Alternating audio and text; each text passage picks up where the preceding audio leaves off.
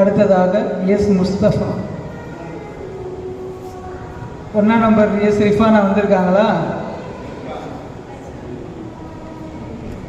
சரி, வரட்டும். முஸ்தபா அவர்கள் பேசலாம்.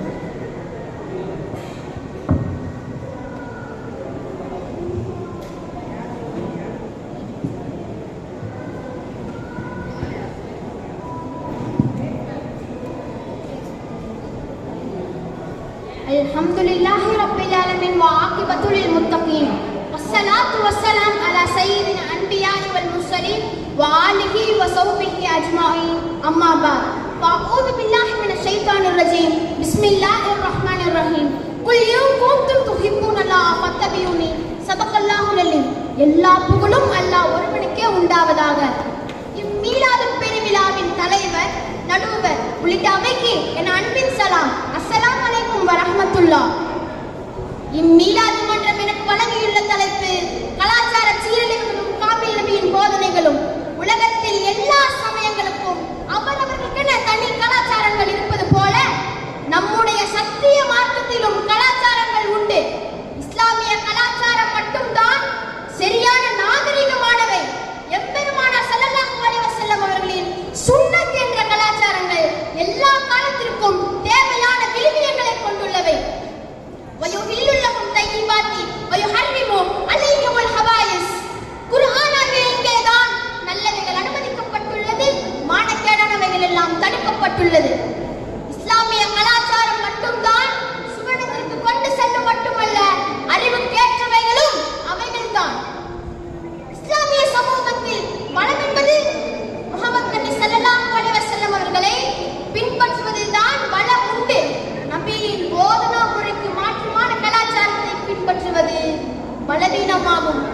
சஹாபாக்களிடம் உடல் பலம் இல்லை, அதிகாரவாதம் இல்லை, ஆனால் சர்வாதிகாரம் சரணடைந்தது, வல்லரசுகள் அச்சப்பட்டது, எதிரிகள் கையில் எல்லாம் இருந்தது, சஹாபாக்கள் கையில் அல்லாஹ் ரசூல் மட்டும்தான் இருந்தார்கள். இப்போது எல்லாம் நம் கையில் இருக்கிறது, அல்லாஹ் ரசூலின் போதனை மட்டும் நம்மிடம் இல்லையே. பிறப்பு முதல் இருப்பு வரை இரண்டே செய்திகள் தான். வமா ஆதாகுமுர் ரசூலு ஃபஹுது. அல்லாஹ்வின் தூதர் எதை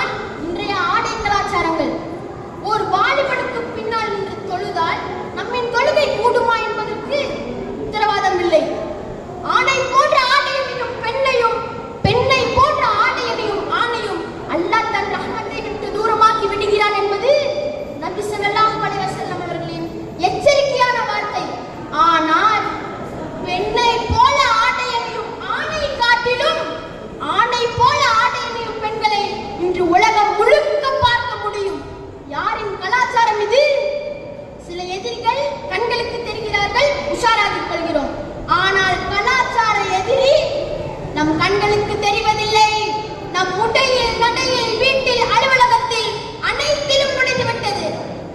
பிற மத கலாச்சாரத்தை அடிக்கு அடி முழத்திற்கு மூலம் ஜானுக்கு ஜான் நீங்கள் பின்பற்றுவீர்கள்.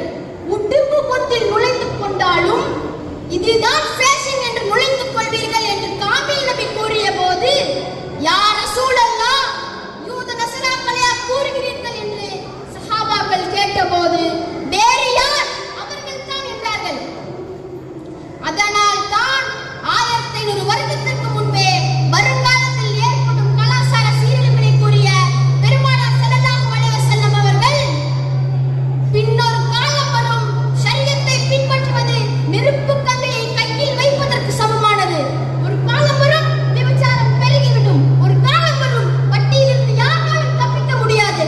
ஒரு காலம் வரும், மதுப்பழக்கம் அதிகமாகிவிடும். ஒரு காலம் வரும், இருண்ட இருளை போல ஃபித்னாக்கள் அடுக்கடுக்காக இறங்கும். ஒரு காலம் வரும், காலையில் முஸ்லிமாக இருந்தவர் மாலையில் காஃபிராக மாறிவிடுவார்.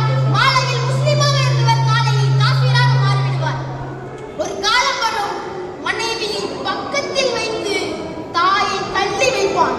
ஒரு காலம் வரும், நண்பனை நெருக்கமாக வைத்து தந்தையை தூரமாக வைப்பான் என்றெல்லாம் வருங்காலத்தில் வரக்கூடிய கலாச்சார சீரழிவுகளை 1500 வருடத்திற்கு முன்பே இந்த உம்மத்திற்கு போதனை செய்தவர் காமில் நபி ஸல்லல்லாஹு அலைஹி வஸல்லம் அவர்கள். ஒரு சஹா